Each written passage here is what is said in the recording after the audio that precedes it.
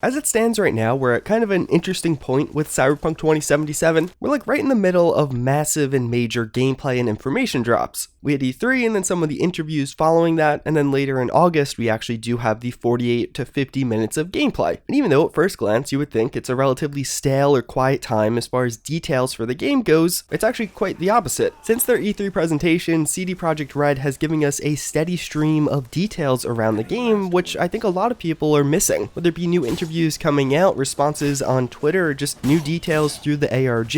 And yes, I do have an update to the ARG in this video, which hopefully will lead to something pretty massive and exciting. If you guys enjoy Cyberpunk 2077 content, you can leave a like or subscribe. I've been following this game pretty closely, so hopefully you can just watch one of my videos and not have to find all of these smaller details yourselves. But either way, first and foremost, one of the things I imagine a lot of you guys are interested or curious about is the ongoing ARG. If you're not familiar, I made a video on this a week or two ago, and it definitely is worth a watch to get you up to date with what's happening. Basically, since E3 and the days following it, Cyberpunk 2077 has had an ARG going on, involving many hidden clues, mysteries, and hopefully a substantial prize at the end. I'm not going to recap everything because I simply can't. There's way too much information and stuff that has happened, so again, I referenced back to that previous video, but when we last left off, we were actually on this new website around Cyberpunk 2077, that being nightcorp.net. If you go on this website right now and just leave it open in a second tab, from time to time you'll just hear a sound. Well, several users plotted out those sounds, and it turns out what was actually being spoken were numbers in various languages. In my last video, that's as far as we had gotten, this list of numbers that was looping over time. There were a plethora of attempts of using these in various ways, but it turns out what this actually was a phone number. If you take these numbers in order, starting with the 00 and actually type it into a phone, you would get connected to a Polish line. You know it's Polish because 48 is the area code for Poland. CD Projekt Red is based out of Poland, so that makes sense. And although at the time of making this video, it seems like this phone number has been taken down, or at least it isn't working for me in my personal testing, we do know fortunately what you actually get when you called it. The number would ring ring ring and eventually go to voicemail, by which you would actually hear this as kind of the personal message left before the voicemail. /uniform /Charlie Oscar Romeo Papa Tango Hotel India November Golf.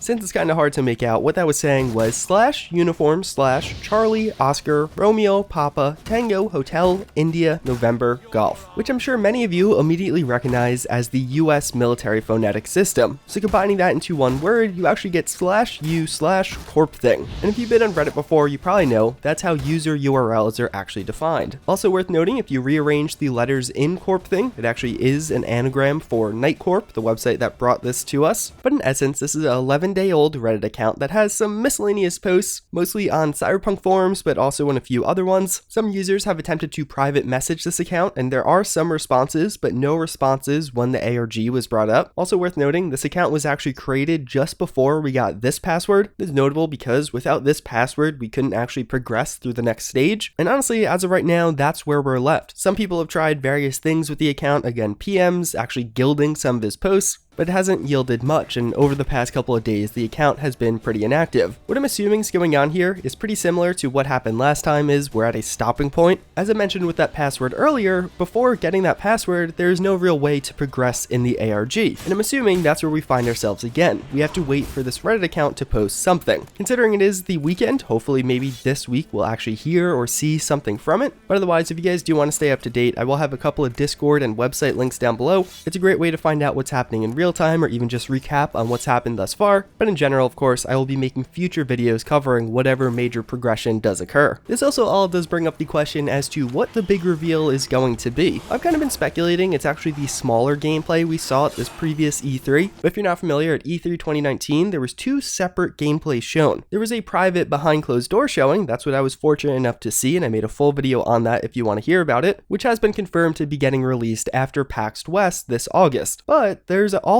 a shorter, I think 15 to 20 minute gameplay shown to the public if you waited online to see it, that I'm not too sure about. I personally never got to see that gameplay. The line for that was actually ridiculous, so I'm speculating that perhaps this could lead to that gameplay, or a teaser for that gameplay, or something else cool around it. Although outside of that, there was a lot of other really interesting news and details around Cyberpunk 2077 to come out over the past few days. One is actually a pretty substantial interview. It seems like this was conducted all the way back at E3, but for whatever reason, the website didn't didn't post it until just recently, and it shares details that we had never heard before, including one such thing around difficulty modes in Cyberpunk. Reportedly, there's actually going to be several modes, naturally, but notably, there's actually going to be an easier mode. One of the designers on the game describes how they really want to make Cyberpunk 2077 accessible even if you weren't a shooter fan, even if you weren't good at FPSs. Although not explicitly confirmed, he alluded to some kind of difficulty option for this. Maybe it's just going to be the very easy mode, but also he did describe some of the smart weapons are also with this in mind. These were shown in one of the past gameplays. Basically, it allows you to lock onto an enemy and your bullets will hone to them, so you don't actually have to aim. Although there are other downsides to these weapons for those of us who actually like to aim. But even further, what's actually quite a bit more interesting to me is there's going to be a hardcore mode in Cyberpunk 2077. He was pretty tight-lipped on the details, outside of just the fact that it will be a particularly difficult mode, and even further, the only thing he does share is that it'll actually turn off the UI in-game. You have to assume there'll be other things like the damage you deal to others and is dealt to you will probably be modified, but that UI aspect in particular is probably going to be pretty substantial depending on how far-reaching it is. Although also from this interview we get a lot of other interesting details, an explicit confirmation that Lady Gaga will not be in Cyberpunk 2077. There were some rumors around this quite a while ago, and although the fact that we never saw her at this year's E3 made it much less likely, it never really was totally debunked up until this interview. He also talks a bit about the Outlaw system and exploration. So in Cyberpunk 2077, there's going to be some degree of an Outlaw system, that basically being if you start just taking down people in the middle of town, what's going to happen? Are the cops going to come chase you down? So the way it's going to work is if you do it in the middle of nowhere and nobody really sees you, then you're fine. Nobody's going to come hunting after you. But if you start taking out civilians in the middle of the city, then some of these civilians might run away and alert a guard might just see it himself, and they will attempt to stop you. And this may actually have impacts on other NPCs also. In the past, we've heard about how in Cyberpunk 2077, you're not actually going to be able to attack children or NPCs connected with the main plot, but even further, if you're aggressive towards certain NPCs in particular areas, like gang-controlled areas, that may elicit a very specific response from that gang. Based on the way it's described, it seems like this system will be fairly simple, or at least as of right now, in-game it's fairly simple, but it does definitely get me excited. But it's also described that if you actually do have the coverage plan for the trauma team, these guys will come to save you. They're described as a sort of paramilitary police or medical force. But again, you don't just get this, you're actually going to probably have to pay for it or make some other kind of deal to get it. Although outside of just being within Night City and having those perks, you also will be able to go out and explore the Badlands as we've heard described in the past, but also it's said that you can go through the Californian desert. Seemingly there won't be a ton of content there, just pretty wide open, and they describe how it's a great place to drive some of the vehicles pretty fast, but also it is mentioned how street racing is going to be an aspect of this game. He doesn't really expand too much further on this, but I wouldn't be shocked if we see something similar to Forza Horizon, where maybe if you just see another car on the road or another gang, you actually can have kind of an impromptu street race, potentially with some betting or odds added. But with these exploration details and going from place to place, it also is described how there's no invisible walls in this game. It's a true open world. If from level 1 you just want to peace out and go in one direction that you're really not meant to be yet, you can do that. It'll be very hard, you'll be a lower level and thus not well equipped to handle that area, but there's no process of unlocking additional areas in this game. We hear more about how this game will have a dynamic weather system with changing weather, but also apparently NPCs that react to this weather. One of the more extreme weather types is described as acid rain. This is a byproduct of pollution, and they also mention how global warming is present in this world, and it will be an issue that is handled at least somewhat. But when acid rain does occur, many of the NPCs will flee for cover. It's not clear how acidic or how dangerous this rain will be, but it is interesting to propose the idea that certain weathers could have a fairly significant impact on gameplay. If you have a rain that's passively damaging you, even at small amounts, that's going to make exploring outside quite a bit more difficult. But again, at least as of right now, it's not totally clear how big of an impact that'll have. We also hear a bit about relationships in Cyberpunk 2077. I've talked about this in the past, but it seems like we actually get some additional details here. They mention how they really want you to be able to have strong relationships in this game, but also ones that were different. They make a comparison between the differences between Yennefer and Triss in The Witcher 3, and specifically how some NPCs that were selected by CD Projekt have that capability to have a rich and branching relationship. Or alternatively, there is the potential for just a one-night stand or even paying for a relationship. From this, they also talk a bit about some of the corporations or factions we'll see in Night City. Militech is going to be one of the ones we've seen quite a bit of. They're kind of an American military-esque faction, since in this world there's no main government military. There's also Arasaka. They've had some fighting with Militech leading to a nuclear bomb in a city, city, but also Arasaka is going to have some pretty secretive projects, and seemingly some of those projects may tie into some of the notable quests. But then what I found to be one of the most interesting is Orbital Air. This corporation's all focused around space and airplanes. In the background of some of the gameplay that was recently released in one of the trailers, you could actually see what looks like a spaceport. I'd been pretty curious as to how large of a presence that'll have. Is it just some background furniture, or is it somewhere you could actually go and explore? Considering the fact that Orbital Air was described as one of the major corporations, that definitely gets me hopeful that that's not just some random place, but somewhere that might actually have a significant meaning. Outside of that, just recently CD Projekt released a new screenshot for Cyberpunk 2077. It's pretty cool and it'll definitely make a good desktop wallpaper. But also they announced that we're actually getting a lore book, that with the world of Cyberpunk 2077. It's available for pre-order right now and it's coming out on April 21st, 2020, so just 5 days after the release of Cyberpunk 2077 itself. And although there's not too many details, some of the things they do share is by reading this lore book, you're going to hear a bit about some of the characters, weapons, gangs, cybernetics, and I'll probably give you quite an extensive backstory, potentially even exploring some of the avenues that aren't totally clarified in-game but have existing lore. And last but certainly not least, CD Projekt Red actually recently posted this on their Twitter, explaining some of the branching options you'll have depending on which skills/perks you take, but also your life path options.